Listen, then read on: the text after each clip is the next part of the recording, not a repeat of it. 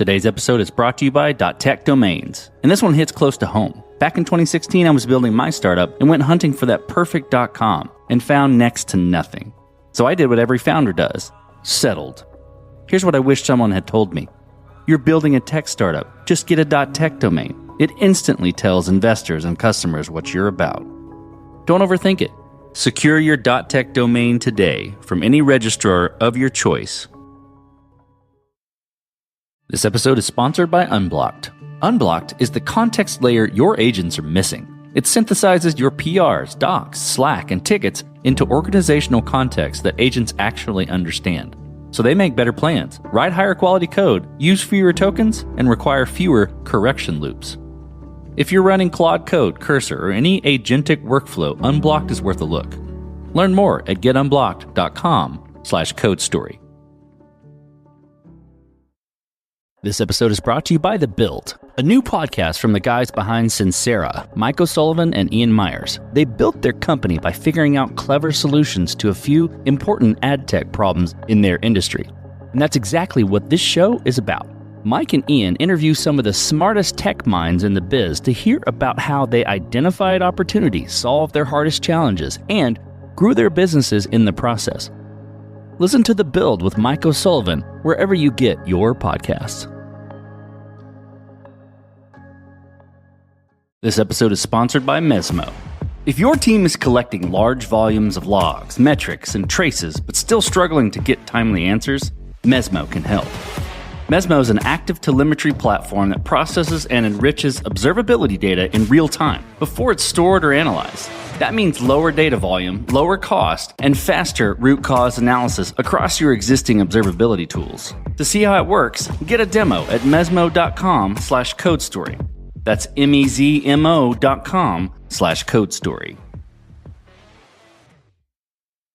This episode is sponsored by BrainGrid. If you are building with AI coding tools, but your features keep breaking, you need to check out BrainGrid. It is the product management agent for AI builders. BrainGrid turns messy ideas into clear specs, tasks, and prompts that coding agents like Cursor and Claude can actually build the right way. Ship real software, not fragile prototypes. Start free at braingrid.ai. Hello, listeners. Today we have a special guest and author on the Code Story podcast, Steve Brown. Steve is a former DeepMind futurist and recently published a book called The AI Ultimatum, Preparing for a World of Intelligent Machines. In the book, he provides a step-by-step framework to guide leaders in identifying use cases for AI, turning it into business value, and obtaining buy-in from employees. In our conversation, Steve is going to elaborate on why AI is a teammate, not a threat, the top AI rollout mistakes, leadership and management tactics that need to go, and much, much more. Well, Steve, thank you for being on the show today. Thanks for being on Code Story. It's a delight to be here.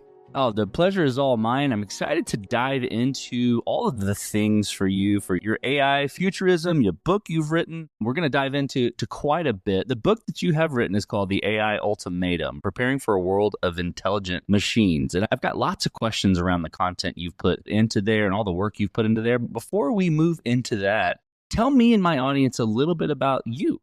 So I help companies to become AI-first organizations. I've been a future boy of some sort for a long time. I trained as an engineer, but I've always found orientations in my jobs that allowed me to be thinking about and working on the future. So I worked at Intel for a very long time when they were a force to be reckoned with. I then moved more recently to Google DeepMind. So DeepMind is Google's AI research labs based in London. I'm based on the West Coast, but I got to go back to London for a bit and recharge my British accent. So that's what I do. I work with boards, management teams, leaders to help them understand AI, where it's going next, and what they need to do to thrive in an AI-first world. You're definitely in the right spot and the right timing for this sort of thing. The AI is definitely a topic of conversation that is on everyone's mind. So really excited to dive into that. And I'm curious, let's jump into the book. Now, again, the title of the book is The AI Ultimatum, Preparing for a World of Intelligent Machines. What led you to write this book? Ultimately, what were you trying to accomplish here?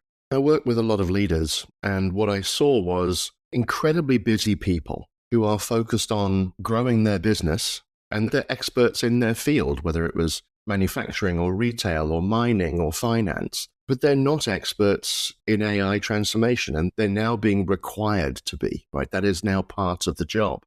And I wanted to help them. And I get hired and I do keynotes and I keynotes around the world, but I wanted to give them a handbook, a how-to guide.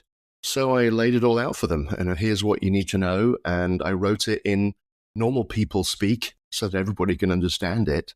And I just wanted to empower people with the information they need so that they can ensure their companies are still around 5 years from now. Because that's what it comes down to.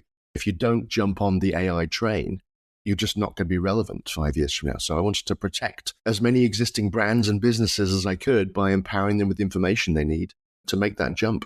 That's fantastic and a very worthy goal. And I hear you on the companies being around in 5 years if they don't take advantage of this. And I think there is some fear and some posture around AI and how it's going to eliminate jobs, right? It's coming for everyone's jobs. But you argue in your book and probably in your presentations as well that it's actually the newest teammate, the newest addition to the team. Can you elaborate on this a bit more? What AI does is it changes workforce planning. So the way you think about your workforce has to change because the workforce of the future is now a combination of humans, and yes, there will still be human workers, but alongside them will be digital employees, AI agents that will support those workers. And we can talk about the 3 different flavors of those agents if you like. And then if there's a physical component to your work, robots and automation. So thinking about how you're going to grow your workforce, grow your impact, grow your revenues is fundamentally changed by thinking about your workforce differently. There's a great example from Jensen Huang, who's the CEO of NVIDIA. He was asked back in, late 2024 or so, what his plans were for the company, how you're going to grow the company and specifically your employees. And his answer, not verbatim, but was something like, we've got about 32,000 employees today, and over time, I plan to grow that to about 50,000 employees, supported by 100 million AI assistants across every group. So he's thinking about growing his impact in multiple dimensions, right? He's not just thinking about how many people do I have. He's thinking, how do I support and amplify those people by pairing them with AI agents and robots to have much greater impact?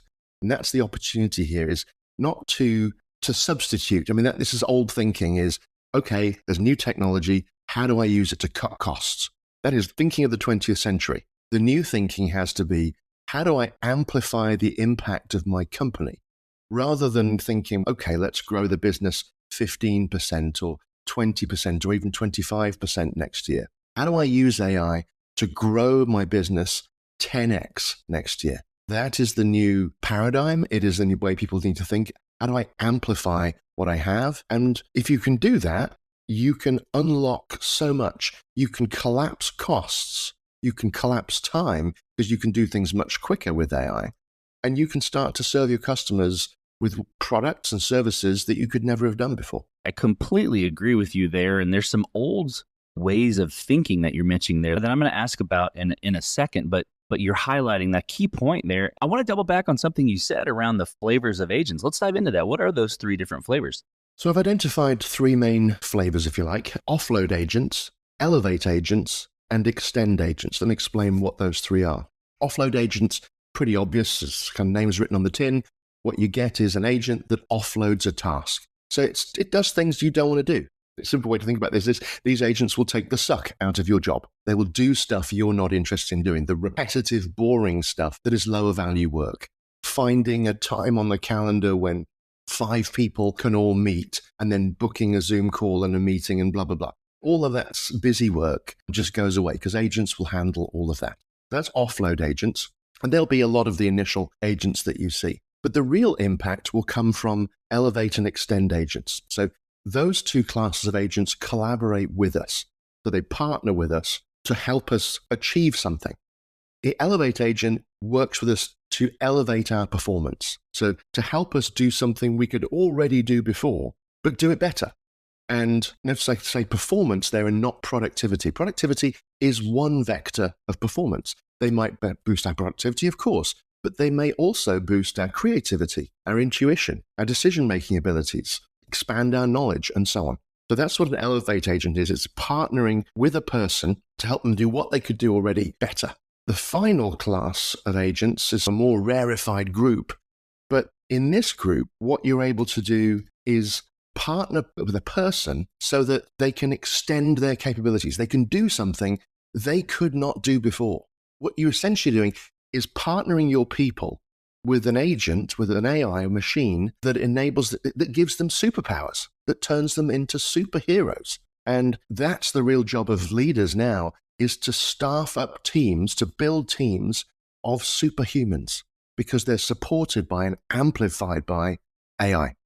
Today's episode is brought to you by .tech Domains, and this one hits close to home.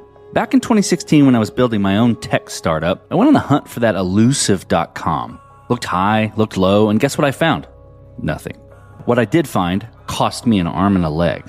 So I did what every founder does under pressure. Threw in extra letters, settled for the less than optimal name. And here's what I wish someone had said to me back then. Noah, you're building a tech startup. Just get a .tech domain. Tech startup, .tech domain. It could not be more obvious.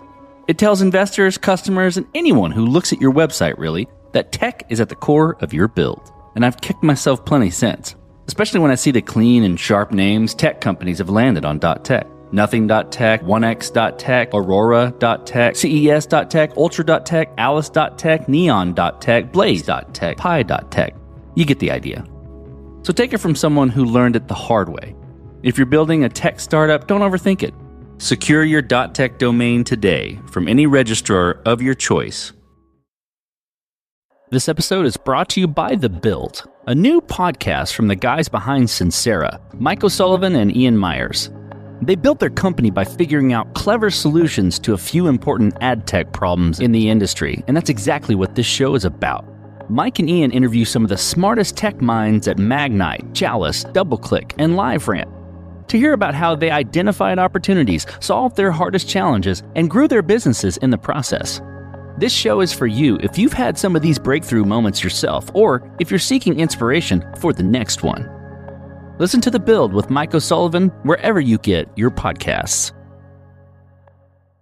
Very cool. That's super clear. And those three types of agents laid out really does create someone who can be that superhuman in their role and get a lot of stuff done, either offloading or being able to do things that they haven't been able to do. And you mentioned the leaders part of it. So over time, leaders can fall into operating out of their experience, i.e. assumptions about a particular endeavor, right? We're all guilty in that sort of way, but as you're mentioning, we got to think a little bit different in how we're looking at our businesses with the advent of AI. What sort of assumptions need to be retired? And I think you mentioned one already, but what sort of assumptions need to be retired and what needs to replace them?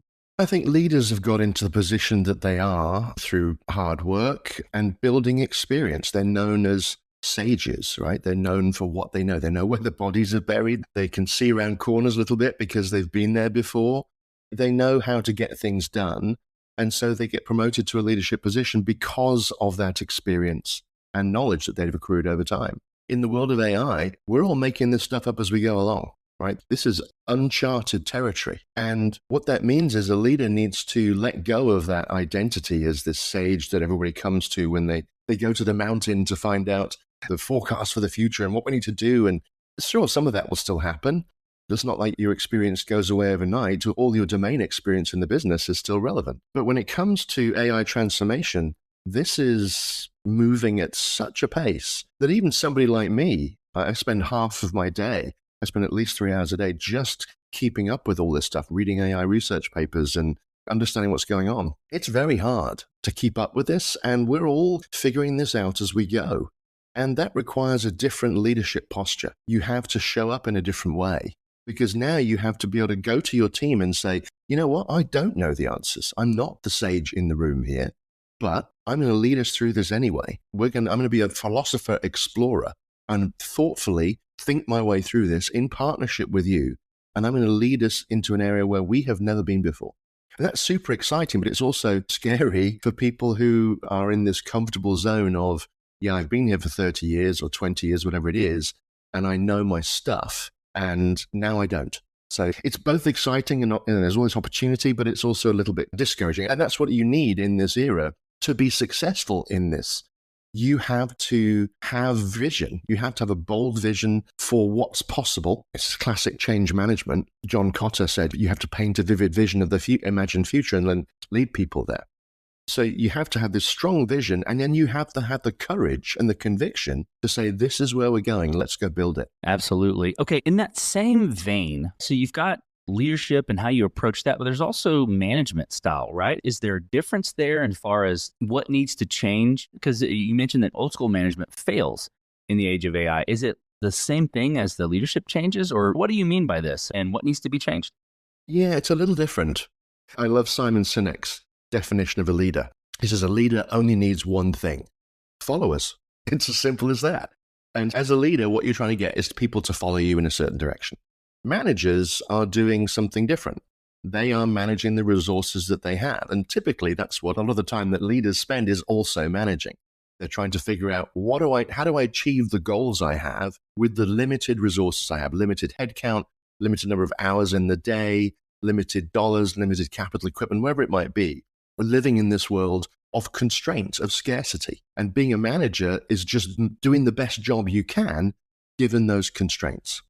If you can make the leap to becoming what I call an AI-first company, that means you can start to shake off those constraints. You can collapse the major constraints of time and cost, reduce your marginal cost, and start managing in a world where you're no longer trying to get through the next quarter with the limited headcount you have, because now you can amplify your headcount by 100x if you want, by complementing the humans you have with AI agents.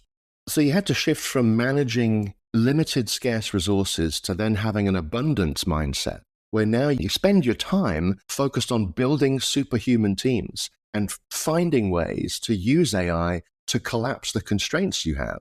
Because once you've done that, once you've built superhuman teams and you've collapsed the constraints that were stopping you from doing amazing things, now you can start to completely reimagine your business. You can go to market in a different way. You can develop new products, new services. You can develop new business models. That's the real job of a leader now in an AI-first world. And it's important to think about these three different categories of companies now: traditional companies, AI-first companies, and AI-native companies. Perhaps the easiest way to reflect on what those are, on those categories, is to think about 25 years ago, there were traditional companies, there were internet-first companies, and internet-native companies. Your traditional company would be your Sears, your JCPenney's, the companies that were too slow to adapt to the internet era. Then you've got your internet-first companies that made that pivot successfully. They refocused how they went to market, their fulfillment, and went omni-channel, like Target, right? Target did a great job of that. They're clearly an internet-first company now.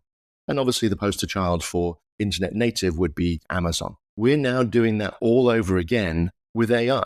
And if you're a startup, you have an opportunity to be one of the first AI native companies. Now, if you're a mature company, the only way that you can compete with an AI native competitor is to become AI first. Because if you stay traditional, you're toast. The same way Sears and Blockbuster and Kodak all became toast, right? So that's the challenge. Now, what is an AI first company? An AI first company doesn't just use AI, they build the entire organization around it. That's the difference. That makes sense. And switching to that sort of mindset difference there, being AI first, is definitely the key. That resonates. That resonates for sure. This episode is sponsored by BrainGrid. Building with AI coding tools is exciting until the moment things start breaking. You ask for a small change and suddenly 3 other features stop working. AI gets confused, misses edge cases, and loses track of your intent. The problem is not code generation. The problem is planning. That is why BrainGrid exists. BrainGrid acts as your product management agent. It writes clear specification, maps UX flows, asks the clarifying questions you forgot to ask, and breaks big ideas into engineering-grade tasks that AI coding tools can build reliably. It guides Cursor, Claude Code, Replit, Windsurf, and others so they deliver features that work and keep working. Founders use BrainGrid to build real AI-native SaaS products without a technical background. If you want reliable features instead of fragile prototypes, try BrainGrid for free at braingrid.ai. That's braingrid.ai. This episode is sponsored by Mesmo. If you're responsible for reliability, performance, or platform architecture, you already know the problem. Telemetry volume is growing faster than teams can manage it. Mesmo addresses this by moving observability upstream. Instead of storing everything and asking questions later, Mesmo processes telemetry in motion, filtering, transforming, and enriching logs, metrics, and traces before they reach your observability backend. The result is cleaner data, reduced ingestion costs, and faster root cause analysis using the tools you already rely on. Mesmo integrates with platforms like Datadog, Dynatrace, and open source stacks, giving teams more control without adding operational overhead. This is especially useful for platform engineers and SREs supporting complex distributed systems where context and speed matter. To see how active telemetry works in practice, get a demo at mesmo.com/codestory. That's MEZMO.com/codestory. This episode is sponsored by Unblocked. Your coding agents have access to your code base. Maybe you even connected other tools via MCPs. But access doesn't mean context. Agents can't reason across MCPs. They don't know your architectural decisions, your team's patterns, or why the API was shaped the way it is. So agents look in the wrong place and deliver bad outputs. Then you spend time correcting. More loops, more tokens. Unblocked is the context layer your agents are missing. It synthesizes your PRs, docs, Slack, and tickets into organizational context that agents actually understand. So they make better plans, write higher quality code, use fewer tokens, and require fewer correction loops. If you're running Claude Code, Cursor, or any agentic workflow, Unblocked is worth a look. Learn more at getunblocked.com/codestory. In the book, you talk about AI wins that you can use today. And this probably is a good stepping stone into being an AI-first company, but effectively pointing to immediate impact teams can feel from using AI today. Can you talk about a few of those and maybe even what you consider the most important one? Yeah, there are two main steps on the way to becoming AI first. The first is enabling your teams with tools, AI-powered tools. If your marketing department, help them with AIs that can help them generate copy, better copy, and faster copy, so they can generate more over time. You might also have AIs that are there to do that offload stuff, right? To be able to automate or semi-automate some of the lower value tasks, booking meetings, booking flights, those sorts of things. Once you've done that enablement phase, and there are many tools out there that people can use to generate video, to automatically summarize meetings. These are the things that people are using already day in, day out. If you have Salesforce or something like that, there are agents in there that will capture the details of a customer call and put all the information into the CRM for you.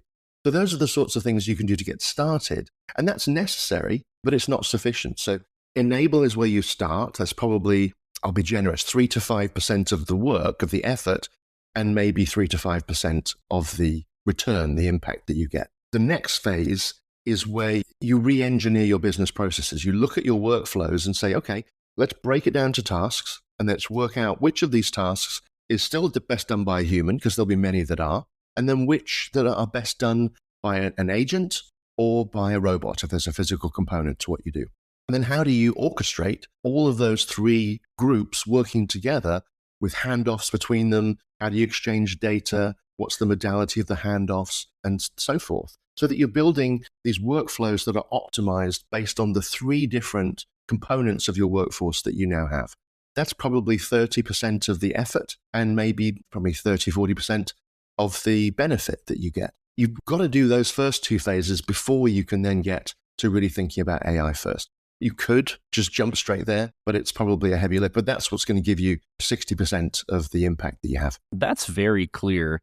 And I appreciate that you broke down the percentages too, because people may be thinking like, okay, if I just enable the team and give them the tools, I'm good to go. I'm going to get the value, Yeah. Right? And that's just not the case. And we're seeing that happen today. All the time, Noah. Yeah, I get together with CEOs and they'll be so proud. Oh, we have a site-wide Copilot license. And they think we're done. I have to tell them, well done, that's great. That's a good start. Now what else you got? Because it's a bit like back in the internet era, if they just got a .com and then declared victory and said, okay, we've done the internet. There's so much more to do. Absolutely. And that's very clear. Okay, let's move into the next piece of it. And you talk about reinvention and how it beats reduction. I think sprinkled into the things that you have mentioned about being an AI first company and the things that leaders need to be doing to think differently in how they lead and how they manage, I can cherry pick some ideas, but can you explain that concept about reinvention beating reduction? And since this is obviously the case in what you're explaining, how can leaders and employees move into this way of thinking? Yeah, it requires a bit more effort, honestly. And some of it is just, it's muscle memory. If you think about the last 55 years of IT, it's largely given us technologies that allowed us to improve productivity and reduce cost. And so if you're a leader or manager, you see a new technology coming in the form of AI and you think, okay, I can use that to, let's think, improve productivity and reduce cost. Yes, you can do that with AI, but you can do so much more because you're not talking about an automation technology here. You're talking about intelligence in a bottle, right? Intelligence on demand at scale. And it allows you to think about growing your business. Let's take an example. We have two big competitors. They have equal access to capital and technology. They're battling head to head. They both decide, okay, we're going to use AI to automate away as much of the human capital as we can, right? We're just going to automate, squeeze as much cost out of the system as possible because agents will work for less money than humans will. They work for electrons instead of dollars, as electrons have costs. But you get what I'm saying. So those two companies then fight their way down. They reduce their costs as much as possible. And now what's their differentiation? Nothing. So they fight to the bottom on cost and everybody loses. So that's not the way forward. Great leaders will understand this is an opportunity to amplify their people, amplify their brands, and to show up in the world in a much bigger way, to have much greater impact. And so this is about ambition and courage. And some leaders don't have that. All they maybe came up through finance, and all they're good at is let's look at the bottom line. Okay, let's see how many people we can cut today. That is just not going to get you where you need to go because your competitors who do have a growth mindset, who are saying, how can we grow the business 100x in the next 4 years? And I'm not making that stuff. That is possible using AI. How do we grow the impact of the business, the revenue of the business, and create new products and services that we couldn't even dream of 3 years ago by using AI? Those are the companies that are going to be wildly successful and crush the ones who only focus on cutting costs because they're not going to be relevant anymore. Yeah, it's a total strategic shift there and how they're thinking about things. And it's clear that it's only a matter of time. If you don't make these changes, then you're not going to be relevant. You're not going to be able to compete. We laughed earlier about people rolling out AI, and today people are doing that all the time, and they're getting it wrong. Not really think about how to get the maximum value from the startup to the enterprise. What are the top AI rollout mistakes for companies to avoid? Probably three big ones that I see over and over. The first one is, to some extent, there were some companies who went too soon, right? The technology wasn't mature enough. They built something that wasn't ready for prime time. It failed because the technology wasn't ready. And then they're like, oh, this AI thing doesn't work. And then they walk away. That's a category of mistake I see. But the two big ones are this. First one is data. AI operates on data. If your company data isn't clean, organized, and ready for prime time, there's a whole chapter in my book about how you get your data AI ready, then it's just not going to be successful. It's kind of garbage in, garbage out. If you don't connect and ground your AIs in your corporate data, then they can't possibly understand your environment and therefore provide you with value. So that's a huge one, is not spending enough time getting the data ready for the AI implementation. So if you have data engineers, data scientists, give them all a raise because they are in high demand and you need to keep them as a resource in your company. They are very precious right now. The other big category of mistake I see, I'll illustrate by telling a little story. I was with a client and they were so proud because they had rolled out agentic AI solutions. And this is maybe, 4 or 5 months ago now. So they were there ahead of the curve. Well done. But they said, we rolled out these agents. We created these agents. They're really great. And we rolled them out to the employees and the employees hated them. They refused to use them. And actually, some of them quit. They said they wouldn't work with AI. And I said, did you involve them in the development of these AI solutions? No. The IT department built them. And then we gave them to them as like a gift, and they didn't like it. I just laugh quietly inside as I can hear you chuckling now. And because you know what went wrong there. You have to bring people along. And then there's two reasons for that. One, people need to feel agency in their own future, right? They need to understand what's in it for me, and they need to engage in the process, because what you're trying to do is create supporters, not saboteurs. And what that company had done was create a whole army of saboteurs who were like, hell no, I'm not having that in my world. The other reason that you engage people on the front line early on is this. We all have policies and procedures written down, but we all also know that the work doesn't get done the way that the manual says it gets done. There are all kinds of workarounds and different ways of things being done, and the people who are doing the work are the ones who know how it actually gets done. If you don't engage them, you will build a solution for a world that does not and has probably never existed. And that's why you need to engage people early on, so that you build a solution that is actually going to have impact and land in the way that you hope.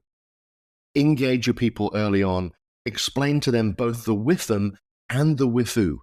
So what's in it for me and what's in it for us collectively as an organization?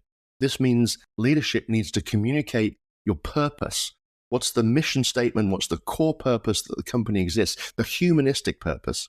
And explain how we're going to use AI to amplify our impact in the world so that we can do more for people.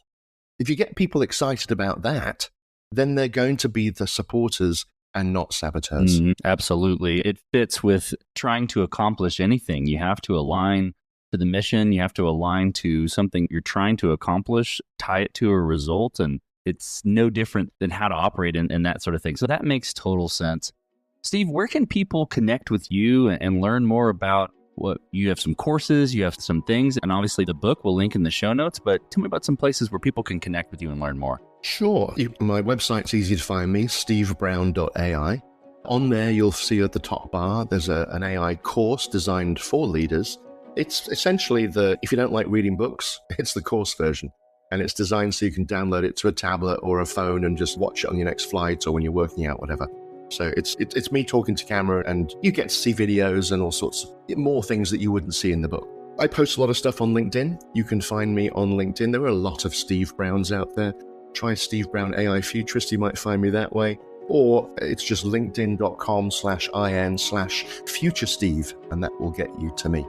So yeah, I'd love to connect with people. If I can help you, dear listener, if I can help you with your AI transformation strategy, helping you understand and your team understand what AI first means and how you get there and why that is essential to your future, I'd be delighted to help. That's fantastic. We'll definitely link all of that into the show notes. Steve, thank you for being on the show today. It's very clear the message you're bringing, right? To survive, you must become an AI-first company, i.e. a company that builds its processes and org around AI. You have to enable your teams. You have to break up the work and orchestrate the groups to work together, and the groups being people and agents, and optimize those workflows.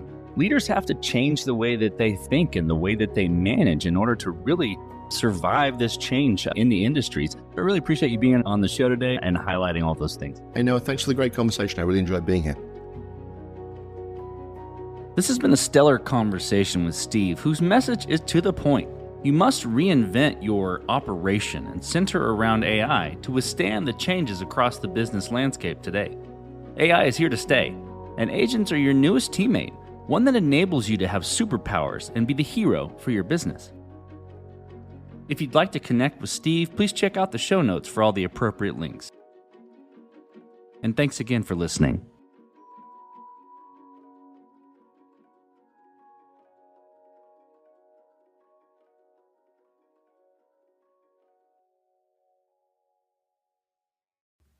Capital One's tech team isn't just talking about multi-agentic AI. They already deployed one. It's called Chat Concierge, and it's simplifying car shopping. Using self-reflection and layered reasoning with live API checks, it doesn't just help buyers find a car they love. It helps schedule a test drive, get pre-approved for financing, and estimate trade-in value. Advanced, intuitive, and deployed. That's how they stack. That's technology at Capital One.